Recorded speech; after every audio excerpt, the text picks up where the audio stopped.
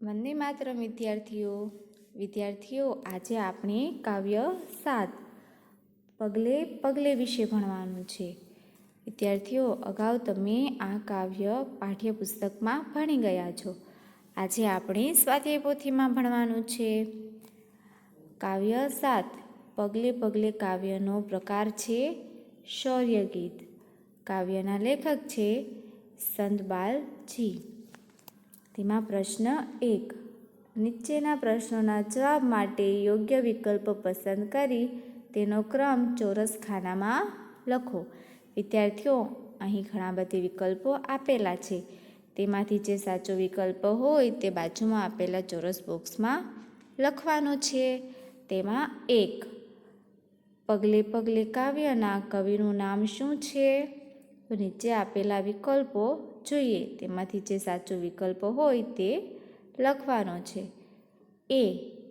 Satpal, B. સંતબાલજી, C. Santram કે D. રામસંત. તો તેનો જવાબ છે B. સંતપાલજી. તો તેના બાજુમાં આપેલા ચોરસ બોક્સમાં લખવાનું છે B. હવે તેના પછીનો પ્રશ્ન જોઈએ. પ્રશ્ન 2. પગલે પગલે કાવ્યના ગીતનો પ્રકાર જણાવો. તો નીચે આપેલા વિકલ્પો જોઈએ. તેમાં વિકલ્પ પહેલો એટલે A. શૌર્ય ગીત, B. ભક્તિ ગીત, C. રાજગીત કે D. ઉર્મી ગીત. તો તેનો પ્રકાર છે A. શૌર્ય ગીત. તો બાજુમાં આપેલા ચોરસ બોક્સમાં લખવાનું છે A. તેના પછીનો પ્રશ્ન જોઈએ. પ્રશ્ન નંબર 3. કવિ કેવી રીતે પંથ કાપવાની વાત કરે છે? તો નીચે આપેલા વિકલ્પો જોઈએ. A. અંતર ઉજાડીને, B. નામ ઉજાડીને, C. ઉતાવળે કે D. ધીરે ધીરે. તેનો જવાબ છે A. અંતર ઉજાડીને. તો બાજુમાં આપેલા ચોરસ બોક્સમાં લખવાનું છે A. હવે તેના પછીનો પ્રશ્ન જોઈએ. પ્રશ્ન નંબર 4. પગલે પગલે કાવ્યમાં કવિ કોને અંજવાળવાનું કહે છે? તો નીચે આપેલા વિકલ્પો જોઈએ. A. ઓરડાને, B. શેરીને, C. ગામને કે D. અંતરને. તેનો જવાબ છે D. અંતરને. તો બાજુમાં આપેલા ચોરસ બોક્સમાં લખવાનું છે D. હવે તેના પછીનો પ્રશ્ન જોઈએ. પ્રશ્ન નંબર 5. પગલે પગલે કાવ્યમાં જીવનપંથને કેવો કહ્યો છે? નીચે વિકલ્પ જોઈએ. A. દુર્ગમ, B. ગમ ભરેલો, C. સરળ કે D. કંટકભર્યો. તેનો જવાબ છે A. દુર્ગમ. તો બાજુમાં આપેલા ચોરસ બોક્સમાં લખવાનું છે A. તેના પછીનો પ્રશ્ન જોઈએ. પ્રશ્ન નંબર 6. કવિ ખાંડાની ધારે કેવી રીતે ચાલવાનું કહે છે? તો વિકલ્પ જોઈએ. તેમાં પહેલો વિકલ્પ A. સમય પ્રમાણે, B. ધીરજથી, C. સાચવીને કે D. ઝડપથી. તેનો જવાબ છે B. ધીરજથી. બાજુમાં આપેલા ચોરસ બોક્સમાં લખવાનું છે B. હવે તેના પછીનો પ્રશ્ન જોઈએ. પ્રશ્ન નંબર 2. ખરા વિધાન સામે ખરાની અને ખોટા વિધાન સામે ખોટાની નિશાની કરો. વિદ્યાર્થીઓ, અહીં ખરું ખોટું કરવાનું છે. તેમાં 1. જીવનનો માર્ગ સરળ છે. આ વિધાન સાચું છે. તો તેમાં ખરાની નિશાની કરવાની છે. તો બાજુમાં આપેલા ચોરસ બોક્સમાં ખરાની નિશાની કરવાની છે. હવે 2. ખાંડાની ધારે ઉતાવળે ચાલવું જોઈએ. આ વિધાન કેવું છે? આ વિધાન ખોટું છે. તો ત્યાં ખોટાની નિશાની આવે. તો બાજુમાં આપેલા ચોરસ બોક્સમાં ખોટાની નિશાની કરવાની છે. 3. આકરી પરિસ્થિતિમાં ધીરજ રાખીને આગળ વધવું જોઈએ. આ વિધાન સાચું છે તો તેમાં ખરાની નિશાની આવે, તો બાજુમાં આપેલા ચોરસ બોક્સમાં ખરાની નિશાની કરવાની છે. 4. કવિએ જીવનપંથને દુર્ગમ કહ્યો છે. આ વિધાન સાચું છે તો તેમાં ખરાની નિશાની આવે, તો બાજુમાં આપેલા ચોરસ બોક્સમાં ખરાની નિશાની કરવાની છે. 5. પગલે પગલે અંતર ઉછાળીને ચાલવું જોઈએ. આ વિધાન કેવું છે? આ વિધાન ખરું છે, તો બાજુમાં આપેલા ચોરસ બોક્સમાં ખરાની નિશાની કરવાની છે. હવે તેના પછીનો પ્રશ્ન જોઈએ. પ્રશ્ન નંબર 3. નીચેના પ્રશ્નોના ઉત્તર એક વાક્યમાં લખો. વિદ્યાર્થીઓ, અહીં પ્રશ્નોના ઉત્તર લખવાના છે એક વાક્યમાં. તેમાં પ્રશ્ન 1. કવિ પગલે પગલે કેવી રીતે રહેવાનું કહે છે? તેનો જવાબ છે કવિ પગલે પગલે સાવચેત રહેવાનું કહે છે. હવે તેના પછીનો પ્રશ્ન જોઈએ. પ્રશ્ન નંબર 2. પદ પર ચાલતા વચ્ચે શું શું આવે છે? તેનો જવાબ છે પદ પર ચાલતા વચ્ચે કાંટા, કાંકરા અને તડકામાં તપેલી રેતી આવે છે. હવે તેના પછીનો પ્રશ્ન જોઈએ. પ્રશ્ન નંબર 3. કવિ કેવી રીતે જીવન ઉજાળવાનું કહે છે? તેનો જવાબ છે કવિ જીવનનો કઠિન માર્ગ પાર કરી જીવન ઉજાળવાનું કહે છે. હવે તેના પછીનો પ્રશ્ન જોઈએ. પ્રશ્ન નંબર 4. કવિ સૌને શું આપવા કહે છે? તેનો જવાબ છે કવિ સૌને શિસ્ત, શાંતિ અને સેવાનો બોધ આપવાનું કહે છે. હવે તેના પછીનો પ્રશ્ન જોઈએ. પ્રશ્ન નંબર 5. પગલે પગલે કાવ્યમાં કવિ કોની ધાર પર ચાલવાનું કહે છે? તેનો જવાબ છે કવિ ખાંડાની ધાર પર ચાલવાની વાત કરે છે. હવે તેના પછીના પ્રશ્ન જોઈએ. પ્રશ્ન નંબર 4. નીચે આપેલા પ્રશ્નના ઉત્તર 2-3 વાક્યમાં લખો.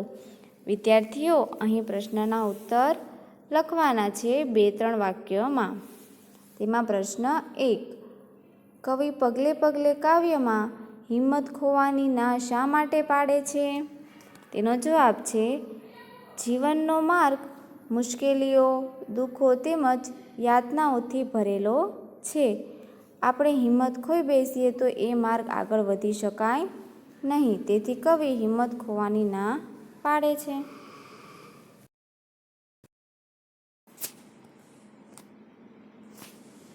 હવે તેના પછીનો પ્રશ્ન જોઈએ.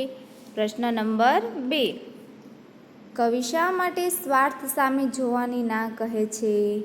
તેનો જવાબ છે કવિ સ્વાર્થ સામે જોવાની ના કહે છે કારણ કે સ્વાર્થ વિના જીવવાથી બીજાને શિસ્ત, શાંતિ અને સેવાનો બોધ મળે છે. હવે તેના પછીનો પ્રશ્ન જોઈએ. પ્રશ્ન નંબર 3.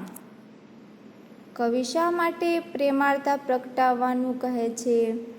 તેનો જવાબ છે જીવનમાં અનેક મુશ્કેલીઓ આવવાની હૃદયના દ્વાર ખોલીને પ્રેમપૂર્વક જો આ મુશ્કેલીઓનો સામનો કરીશું તો જીવન સારી રીતે પસાર થઈ શકે. તેથી પ્રેમળતા પ્રગટાવવાનું કહે છે. હવે તેના પછીનો પ્રશ્ન જોઈએ. પ્રશ્ન નંબર 5. નીચેના શબ્દોનો ઉપયોગ કરી વાક્ય બનાવો. વિદ્યાર્થીઓ, અહીં શબ્દો આપેલા છે તે શબ્દોના આધારે બાજુમાં આપેલી ખાલી જગ્યામાં વાક્યો બનાવવાના છે અને લખવાના છે. તેમાં પહેલું દુર્ગમ, તો તેનું વાક્ય થાય જંગલમાંથી પસાર થતો માર્ગ ઘણો દુર્ગમ હતો. હવે તેના પછીનો શબ્દ જોઈએ. શિસ્ત. તો શિસ્ત શબ્દનું વાક્ય બાજુમાં આપેલી ખાલી જગ્યામાં લખવાનું છે. અમારી શાળાના આચાર્ય શિસ્તના આગ્રહી છે. હવે તેના પછી જોઈએ સ્વાર્થ. તો તેનું વાક્ય થાય મોટા ભાગના લોકો સ્વાર્થનો જ વિચાર કરનારા હોય છે. હવે તેના પછીનો પ્રશ્ન જોઈએ. પ્રશ્ન નંબર 6. નીચે આપેલા શબ્દોના સમાનાર્થી શબ્દ લખો.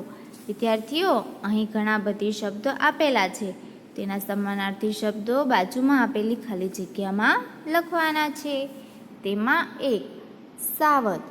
સાવધ શબ્દનો સમાનાર્થી શબ્દ થાય સાવચેત.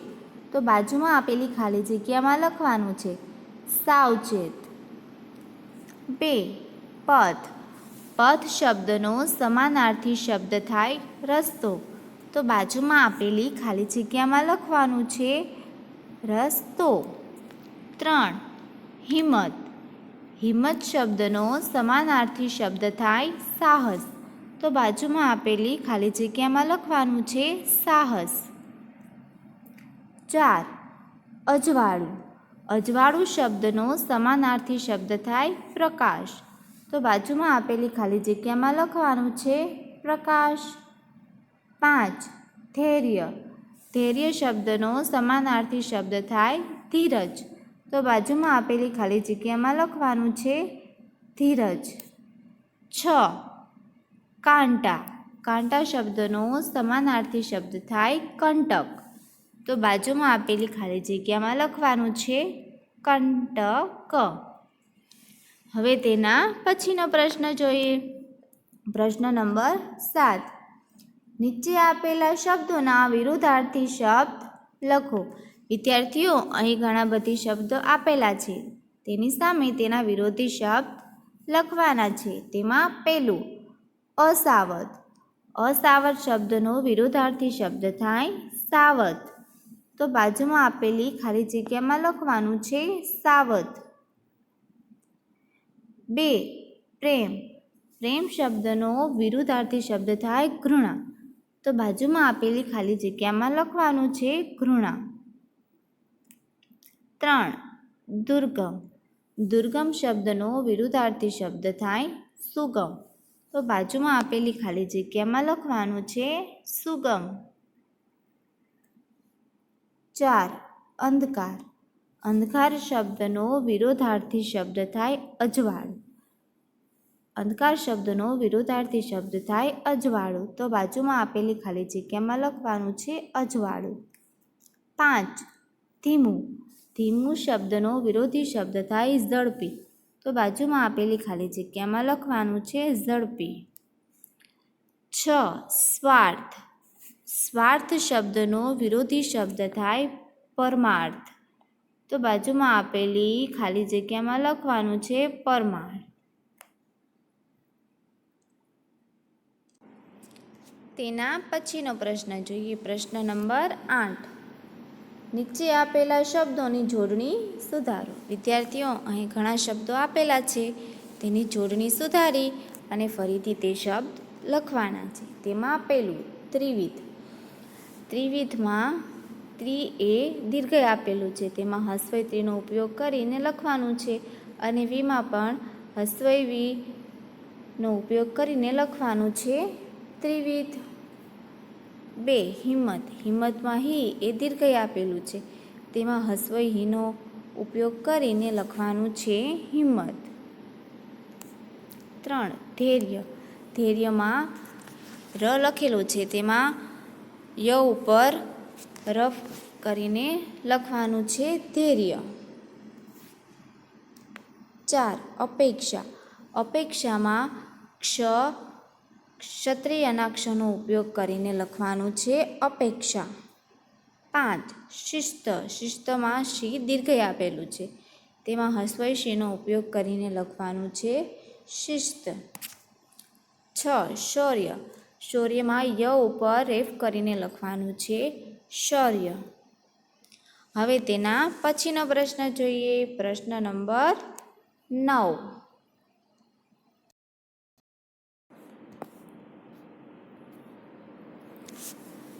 નીચેના શબ્દોને કક્કાવારીના ક્રમમાં લખો. વિદ્યાર્થીઓ, અહીં કૌંસમાં ઘણા બધી શબ્દ આપેલા છે. એ શબ્દને કક્કાવારીના આધારે નીચે આપેલી ખાલી જગ્યામાં લખવાનું છે. તેમાં પહેલી ખાલી જગ્યામાં આવે કંકર, તો પહેલી ખાલી જગ્યામાં લખવાનું છે કંકર. બીજી ખાલી જગ્યામાં આવે ગાંસડી, તો બીજી ખાલી જગ્યામાં લખવાનું છે ગાંસડી. ત્રીજી ખાલી જગ્યામાં આવે દુર્ગમ, તો ત્રીજી ખાલી જગ્યામાં લખવાનું છે દુર્ગમ. ચોથી ખાલી જગ્યામાં આવે પાદર, તો કૌંસમાંથી પાદર શબ્દ શોધી અને ચોથી ખાલી જગ્યામાં લખવાનું છે. પાંચમી ખાલી જગ્યામાં આવે પ્રેમાળતા, તો કૌંસમાંથી પ્રેમાળતા શોધી અને પાંચમી ખાલી જગ્યામાં લખવાનું છે. છઠ્ઠી ખાલી જગ્યામાં આવે પ્રસ્તુત, તો કૌંસમાંથી પ્રસ્તુત શબ્દ શોધી અને છઠ્ઠી ખાલી જગ્યામાં લખવાનું છે.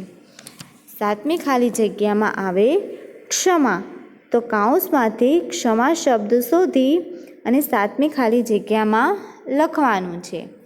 આઠમી ખાલી જગ્યામાં આવે જ્ઞાન, તો કૌંસમાંથી જ્ઞાન શબ્દ શોધી અને આઠમી ખાલી જગ્યામાં લખવાનું છે.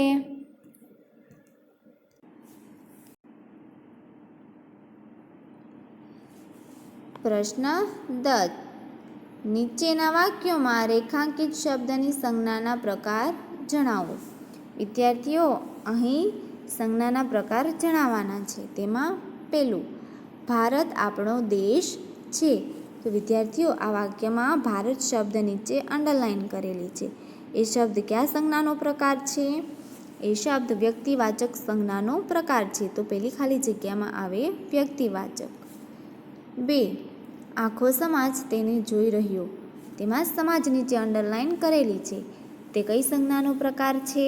તે સમૂહવાચક સંજ્ઞાનો પ્રકાર છે. તો બાજુમાં આપેલી ખાલી જગ્યામાં લખવાનું છે સમૂહવાચક. 3, જીવનમાં દુઃખ તો આવે જ. તેમાં દુઃખ નીચે અંડરલાઇન કરેલી છે. એ દુઃખ શબ્દ કઈ સંજ્ઞાનો પ્રકાર છે? તો તે ભાવવાચક સંજ્ઞાનો પ્રકાર છે. તો ખાલી જગ્યામાં લખવાનું છે ભાવવાચક સંજ્ઞા. 4, કવિ કાવ્યનું સર્જન કરે છે. તેમાં કવિ નીચે અંડરલાઇન કરેલી છે. તો તે કઈ સંજ્ઞાનો પ્રકાર છે? તે વ્યક્તિવાચક સંજ્ઞાનો પ્રકાર છે. તો બાજુમાં આપેલી ખાલી જગ્યામાં લખવાનું છે વ્યક્તિવાચક. હવે તેના પછીનો પ્રશ્ન જોઈએ. પ્રશ્ન નંબર 11. નીચેની કાવ્ય પંક્તિનો ભાવાર્થ લખો. વિદ્યાર્થીઓ, અહીં કાવ્ય પંક્તિ આપેલી છે તે સમજવાની છે અને પછી તેના નીચે તેનો ભાવાર્થ લખવાનો છે. હિંમત તારી ખોતો ના, સ્વાર્થ સામે જોતો ના, શિસ્ત શાંતિ ને સેવાનો તું પાઠ સૌને આપી જા. તેનો ભાવાર્થ છે, કવિ આ પંક્તિઓ દ્વારા અડગ મુશ્કેલીઓનો સામનો કરી પ્રગતિના પથ ઉપર આગળ વધવાની વાત કરે છે. આ દુર્ગમ રસ્તા પર ચાલવા માટે હિંમતની જરૂર પડીએ. હિંમત ખોતો નહીં. આ જીવન પંથ પર સ્વાર્થથી થઈ ચાલતો નહીં, પણ બધાને શિસ્ત, શાંતિ અને સેવાનો બોધ મળે એવું જીવન જીવજે. હવે તેના પછીનો પ્રશ્ન જોઈએ. પ્રશ્ન નંબર 12. નીચે આપેલી કાવ્ય પંક્તિ પૂર્ણ કરો. વિદ્યાર્થીઓ, અહીં કાવ્ય પંક્તિ પૂર્ણ કરવાની છે. પગલે પગલે સાવધ રહીને. તેના પછી જે કાવ્ય પંક્તિ આવતી હોય તે લખવાની છે. પગલે પગલે સાવધ રહીને પ્રેમાળતા પ્રગટાવીએ જા, અંતરને અજવાળી વીરા પંથ તારો કાપ્યો જા.